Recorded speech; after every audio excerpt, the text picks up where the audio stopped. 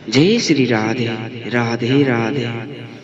ओम नमो भगवते वासुदेवाय नमः।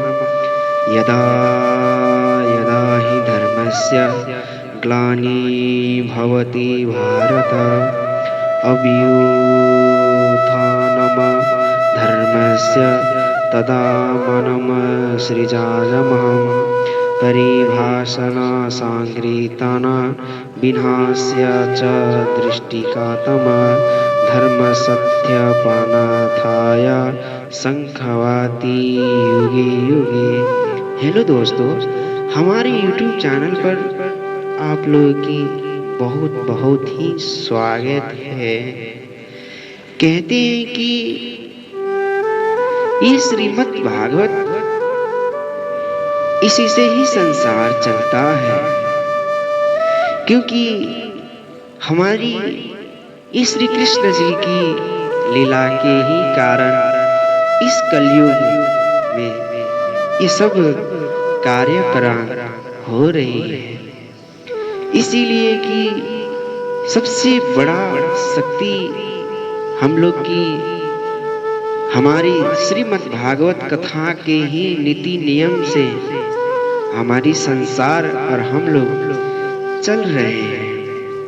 अतः आइए कि आपको श्रीमद् भागवत कथा की पुराण महाभाषा यानी बड़ा सुख सागर की पहली अध्याय में आपको आइए लेकर चलते हैं।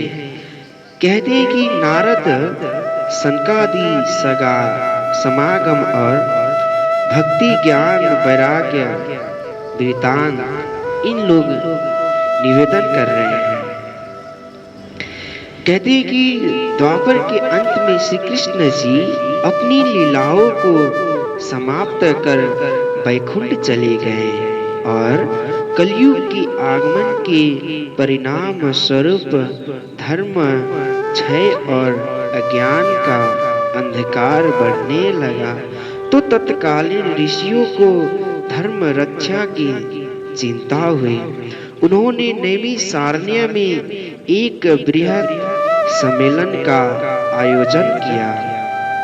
वहां देश देशांतर के समस्त ऋषि महर्षि उपस्थित हुए और कलयुग के आ जाने पर संसार का कल्याण कैसे हो, इस पर विचार विमर्श आरंभ किया। ऋषियों में श्रेष्ठ शौनक जी ने महर्षि सूत जी से कहा कि हे भगवान, इस समय केवल आप ही सर्वश्रेष्ठ ज्ञानी और अनुभव पूर्ण तपस्वी रह गए हैं।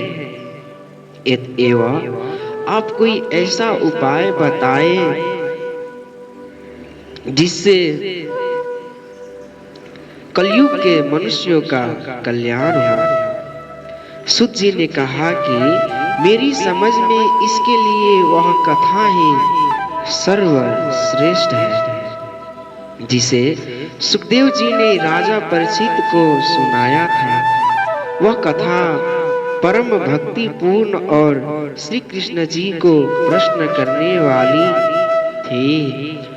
उस कथा को सबसे पहले सनकादिकों ने नारद जी से कहा था और इससे पहले नारद जी ने इसे ब्रह्मा जी से सुना था।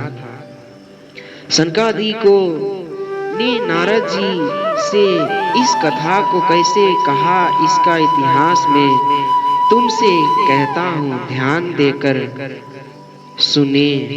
एक बार सनकादिक ऋषि विशाल नगरी में गए तो वहां देखा कि नारद जी अत्यंत चिंतित और उदास बैठे हुए हैं। तो वहां देखा कि ऋषियों के पूछने पर नारद जी ने कहा कि मैं अभी की काशी प्रयाग मथुरा आदि तीर्थों का पर्यटन करके लौटा हूँ। मुझे वहां यह देखकर महान क्लेश पहुंचा है कि कलयुग के आ जाने के कारण सर्वत्र पापाचार फैल गया है और ऐसे निंद कार्य होने लग गए हैं जैसा पहले कभी नहीं हुआ था। श्री कृष्ण भगवान की क्रीड़ा भूमि में मैंने एक तरुण स्त्री को अत्यंत दीन अवस्था में बैठा देख, जिसके पास दो मृतक मनुष्य पड़े थे और वह उनकी सेवा में तत्लीन थी। मेरे प्रश्न करने पर उस स्त्री ने बताया कि मैं तो भक्ति हूँ और ये दोनों मेरे पुत्र ज्ञान और वैराग्य हैं, जिन्हें कली ने जर्जर करके मृत अवस्था में पहुंचा दिया है। मैं द्रविड़ देश में उत्पन्न हुई और कर्नाटक, महाराष्ट्र और गुजरात तक आते आते वृद्ध हो गई। यहाँ वृंदावन में आ जाने पर मैं तो पुण्य तरुण अवस्था को प्राप्त हो गई, किंतु ये मेरे दोनों पुत्र ज्ञान वैराग्य मृतक हो रहे हैं। इत एवं मैं यहाँ से दूर देश चले जाने का विचार करती हूँ। ये बात मेरी समझ में नहीं आई कि इस स्थान का ये विपरीत प्रभाव कैसे है कि मैं तो युवा हो गई और ये मेरे पुत्र युवा नहीं हुए। यदि इसका कारण आप कुछ जानते हो तो हमें बताइए। नारद जी ने कहा, कली के कारण ज्ञान और वैराग्य लुप्त प्राय हो रहा है और केवल एक भक्ति ही मनुष्य के लिए कल्याण पत्र मार्ग अवशेष रह गया है। यहाँ वृंदावन में भक्ति नाच रही है, इत एवं तुम यहाँ आकर तरुण हो गई तो ये कोई आश्चर्य नहीं। भक्ति ने कहा कि राजा परीक्षित ने कलयुग को स्थापित कर अच्छा काम नहीं किया। नारद जी ने कहा कि राजा परीक्षित कली को मार डालने के लिए उद्यम हो गए थे, परंतु वह उनकी शरण में आ गया और राजा ने यह समझकर कि अन्य युगों के जप तप समाधि आदि की फलों से कहीं श्रेष्ठ फल कली में केवल श्री कृष्ण के गुणानुवाद से प्राप्त हो जाता है। इत एवं उन्होंने कली को छोड़ दिया और वह प्रतिष्ठित हो गया। अब तो ज्ञान बीज के स्थान पर भूसा बोने के समान निष्फल हो गया, तीर्थों का फल भी चला गया। ऐसी स्थिति में भक्ति के अतिरिक्त धर्म ज्ञान आदि में कुछ भी सार तत्व नहीं रह गया। जय श्री कृष्ण, राधे राधे। जय श्री राधे।